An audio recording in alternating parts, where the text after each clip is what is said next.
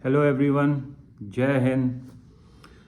आशा करता हूँ आप लोग अपने जीवन में बहुत अच्छा कर रहे होंगे, खुश होंगे, क्योंकि गाइस अगर फिजिकल और मेंटल हेल्थ आपकी अच्छी नहीं है तो नो मैटर आप कितने सक्सेसफुल हैं, अगर आप जीने का प्रयास कर रहे हैं तो it's just a futile effort. तो ध्यान रखिए अपना। स्ट्रेट अवे टॉपिक पे आता हूँ गाइस। आज का ये जो टॉपिक है, मैं सबसे पहले अपने देश के प्रधानमंत्री जी को धन्यवाद बोलूँगा इस बात के लिए कि उनका एक विजन था, टेक्नोलॉजी ड्रिवन वो हमेशा रहे हैं। तो इस कारण से हमारे देश में आर्टिफिशियल इंटेलिजेंस का और अदरवाइज भी, जैसे मैंने पेटेंट वाली वीडियो में भी बात की थी, टेक्नोलॉजी के लिए भी काफ़ी पेटेंट भी आ रहे हैं। मतलब हमारा देश टेक्नोलॉजी के साथ बढ़ने का प्रयास पूरे तरीके से कर रहा है, ये बहुत अच्छी बात है। लेकिन दोस्तों, अगर मैं आप लोगों से कहूँ कि क्या कभी आपको ऐसा लगा है कि आपकी बातें फ़ोन सुन रहा है? क्या आप इस बात से इत्तेफाक रखते हैं कि अगर मैं आपसे कहूँ कि आप जिसको मैसेजेस भेज रहे हैं किसी को भी, वो मैसेजेस आपका फ़ोन देख रहा है, उसे पता है कि आप क्या मैसेज कर रहे हैं? अगर मैं आपसे कहूँ कि हम क्या सोच रहे हैं या फिर हम क्या बातें कर रहे हैं, उस हिसाब से हम कोई अगर सोशल प्लेटफॉर्म खोलते हैं तो हमें वैसी ही वीडियोस का सजेशन अपने आप आने लगता है। जी हाँ दोस्तों, इसी को हम आर्टिफिशियल इंटेलिजेंस कहते हैं। अब प्रश्न ये है कि जहाँ नॉर्मल लोगों की लाइफ में किसी को कुछ पता ही नहीं है, वहाँ जब ऐसी वीडियोस आ जाती हैं, गलत वीडियोस जो कि रियल नहीं है, तो एक इंसान को इस चीज़ का पता लगाने में बड़ी दिक्कत होती है कि क्या सही है क्या गलत है। इमेज वगैरह सबकी ख़त्म हो जाती है लोगों के सामने। अब हमारे देश के जो प्रधानमंत्री हैं, उन्होंने भी इस टॉपिक को लेके एक स्टेटमेंट दिया था कि ये देश के लिए सच में बड़ी चिंताजनक बात है कि ऐसा नहीं होना चाहिए। मैं अब ये मुद्दा बताता हूँ आप लोगों की कि असल में दिक्कत क्या है। दिक्कत ये है कि एक तरफ तो हमारे देश का जो संविधान है, जो इंडियन कॉन्स्टिट्यूशन है, वो हमें इस चीज़ की गारंटी देता है कि हमारे पास right to privacy is a fundamental right. हमारे पास प्राइवेसी का जो राइट है वो हमारा फंडामेंटल राइट है।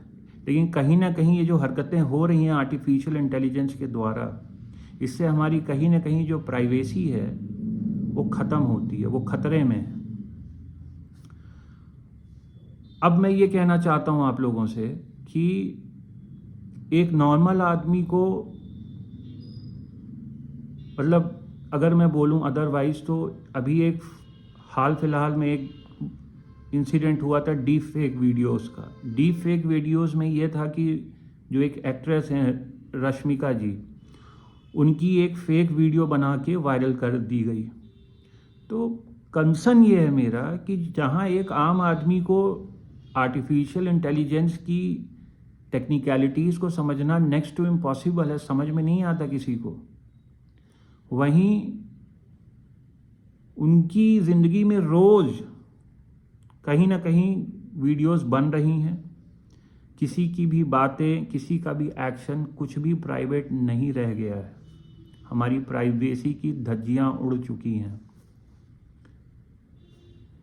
अगला मुद्दा मैं ये बताना चाहता हूँ आप लोगों को कि क्या ये जो डीप फेक की बातें हैं ये सिर्फ क्या वीडियो तक ही सीमित हैं? तो दोस्तों मैं बता दूं, ऐसा नहीं है। मैं कल ही एक न्यूज़ पढ़ रहा था जिसमें ये लिखा हुआ था कि आपकी पिक्चर्स को भी बहुत अच्छे से बदला जा सकता है। जैसे अगर मैं एग्जाम्पल की बात करूं तो जो एक लिंक्डइन प्लेटफॉर्म है और ट्विटर है, यहाँ पे एक ब्लूमबर्ग जर्नलिस्ट के तौर पे एक मेसी किंसले करके एक प्रोफाइल बनाई गई थी, जो कि कहते हैं कि इस नाम का व्यक्ति एग्जिस्ट ही नहीं करता, लेकिन तब भी वो प्रोफाइल बनाई गई जो कि डीप फेक के द्वारा बनाई गई थी। एक दूसरा एग्जाम्पल दूं, एक केटी जोन्स नाम की एक कोई महिला की प्रोफाइल बनी थी लिंक्डइन प्लेटफॉर्म में ये प्रोफाइल बनाई गई थी। उसमें इस चीज़ का दावा किया गया था कि वो कोई बाहर के किसी देश में इंटरनेशनल स्टडीज़ के ऊपर कुछ कर रही हैं, लेकिन दावा ये किया जा रहा था है अब कि वो कोई विदेशी जासूसी के लिए ये सब किया गया था डीप फेक प्लेटफॉर्म के द्वारा। तो ये कमाल है हमारे आर्टिफिशियल इंटेलिजेंस का।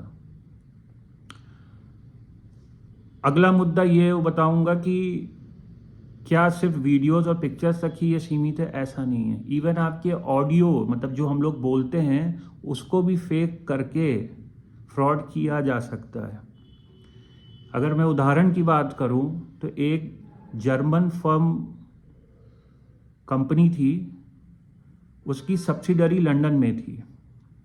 तो किसी व्यक्ति ने, जो जर्मन फर्म जो थी, उसके सीईओ की आवाज़ पे लंदन की सब्सिडरी कंपनी में फ़ोन किया और 2 लाख यूरो डॉलर को हंगेरियन बैंक में जमा करवा दिया गया। इस बात का पूरा शक है कि ये भी डीप फेक कॉल के द्वारा किया गया था।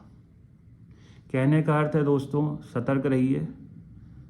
मैं हमेशा कहता हूँ, पेपर में हमारा हिंदुस्तान बेस्ट है, लेकिन ग्राउंड रियलिटीज़ में हम अभी भी स्ट्रगल कर रहे हैं। सॉफ्टवेयर फील्ड में हम अभी काफ़ी वीक भी हैं। कहने का मतलब ये है मित्रों कि अगर इंडिया ने जल्दी कुछ कदम नहीं उठाया तो देश काफ़ी कष्ट में रहेगा आने वाले टाइम पे। हमारी जो ग्लोबल इमेज है हमारे गवर्नमेंट की, उस पर भी काफ़ी क्वेश्चन उठ रहे हैं बाहर। किया क्या जा सकता है? तो मेरा अपने तरफ से एक सुझाव है माननीय प्राइम मिनिस्टर साहब को और ministry of electronics and information technology को कि आप प्रयास करिए फ़िलहाल के लिए कि जो अदर सोशल प्लेटफॉर्म्स हैं, जो सोशल मीडिया मतलब जो कंपनीज़ हैं, जो जिनका ऑलरेडी जहाँ पे जिन कंपनीज़ के प्लेटफॉर्म पे ये डीप फेक वीडियोज़ डाली जा रही हैं, उन कंपनीज़ को बोलिए कि उस कंटेंट पे ध्यान दें, उसको हटाएं। फ़िलहाल के लिए यही एक सल्यूशन है और मैं आशा करता हूं कि हमारी गवर्नमेंट इसके लिए जल्दी कोई रिजिड फ्रेमवर्क लेके आएगी और हम लोग इस मुश्किल से बाहर निकलेंगे। आज के लिए इतना ही दोस्तों। और एक भगवत गीता के ऊपर मैं एक 20-30 सेकेंड्स का एक बहुत प्यारी सी वीडियो लेके आ रहा हूं। आशा करता हूं कि आप लोग सब देखेंगे उसे, और ये भी आशा करूंगा कि कल फिर किसी नए टॉपिक के साथ मुलाकात होगी आप सबसे। Subscribe to my channel. Thank you very much.